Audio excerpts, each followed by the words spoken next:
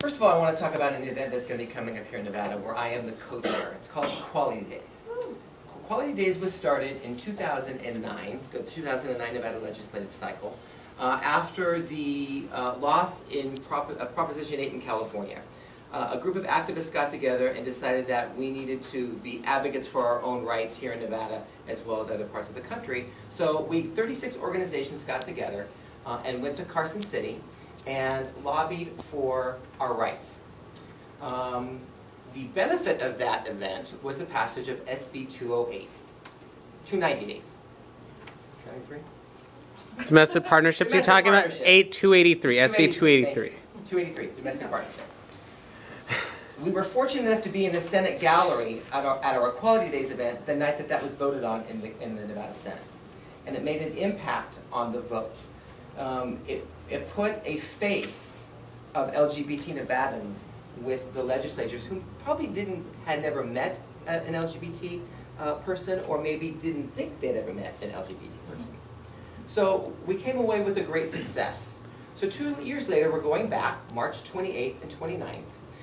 We encourage anybody who wants to come, whether you be lesbian, gay, bisexual, transgender, queer, questioning, or a straight ally, to come to this event.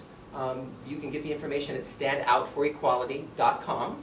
There is some money involved in this, but it is a really great way to be a part of ongoing LGBTQ history. A little bit about the event. It starts on Monday, March 28th, 2 o'clock in the afternoon, room 3100 of the Legislator Building. Progressive Leadership Alliance of Nevada and the American Civil Liberties Union are hosting a lobby training session and meet and greet type thing. Then directly after that, at 3 o'clock, the Courage Campaign is coming over to Nevada to talk about their testimonial project. The testimonial project is something that they've just started. It's about coming out. It's about being who you are. And they're gonna, if you want to be involved in that, you can.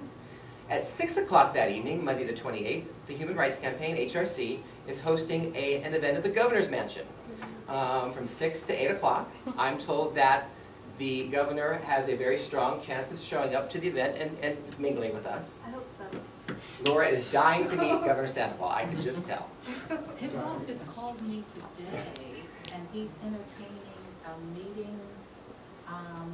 He said in June, she said it'd have to be June after legislation. Yeah, after legislation's over. So anyways, we're going to go to the governor's mansion, have some cocktails and some hors d'oeuvres. Then at 8:30, we're going to go to the Firkin and Fox, which is a very famous place up in Carson City. And Log Cabin Republicans are hosting an after party.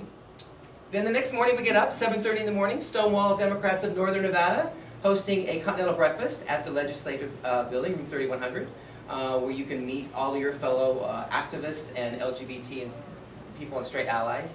We're going to have a chance that morning to sit on the floor of the state senate or state assembly with your elected representative and have your name read into the record, which is really, really cool. I did that 2 years ago, and it kind of was the start of my activism here in Nevada. And then at noon, the main event, as Derek would tell you, the Stonewall Democratic Club of Southern Nevada is hosting lunch at the Carson Nugget. We have 2 guest speakers. We have Rick. I can't read Rick's last name. Rick Jacobs. Rick Jacobs from the Courage Campaign.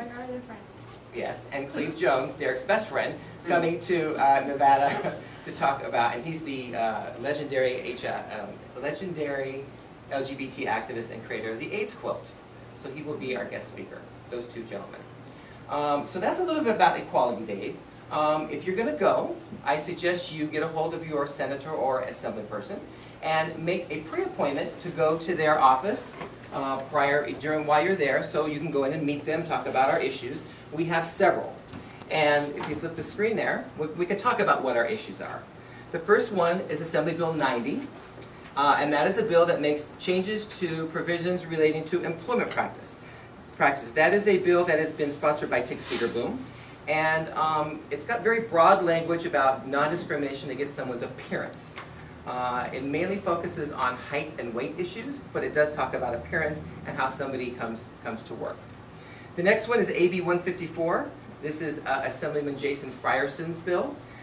It enacts provisions and guarantees for foster children. It's basically a foster children's Bill of Rights, but it talks about sexual orientation, gender identity, gender expression. So it's very progressive in its language, and it's very important to someone who's in the foster care system that their rights as who they are respected. The next one is the big bill that we're working on this session. It's AB 211. It was authored by Assemblyman Paul Aisley. It's going to be in the Commerce and Labor Committee. There's a hearing on this bill next Wednesday, March the 23rd. If you're out there and you're LGBTQ or a straight ally, I really, really wish you would go find a place to testify, both in the Capitol or here at the government's building.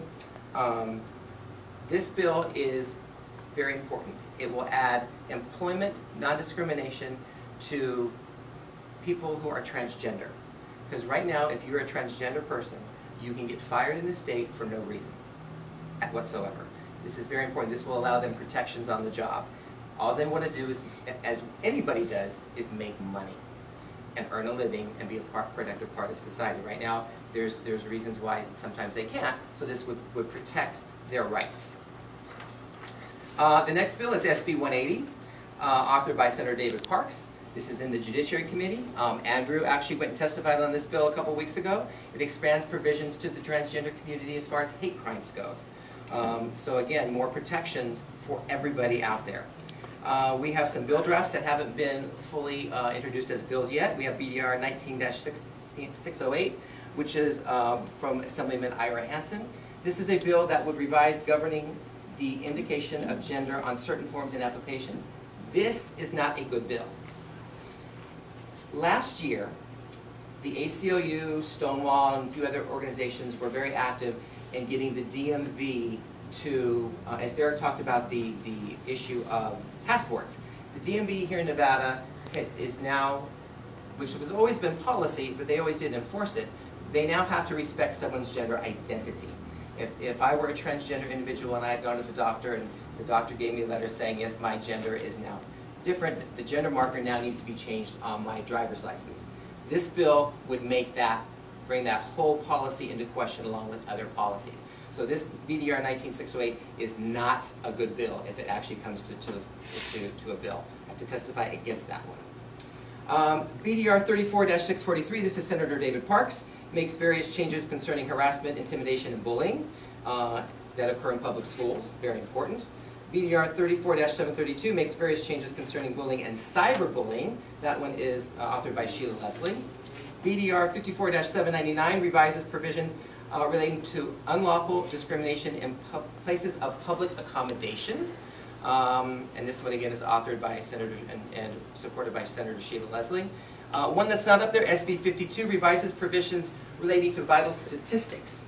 What this bill would do is if two women were in a domestic partnership and one of them had a child, they would both be listed on the birth certificate as parents. And that is a huge thing to have happen in a domestic partnership state. There are a couple other ones that we don't have bill draft reports on. One is about housing discrimination, because believe it or not, I'm gay, and I could be booted out of my place of residence just because I'm gay in the state of Nevada. There are no protections for that. Katie's looking at me like, what's up?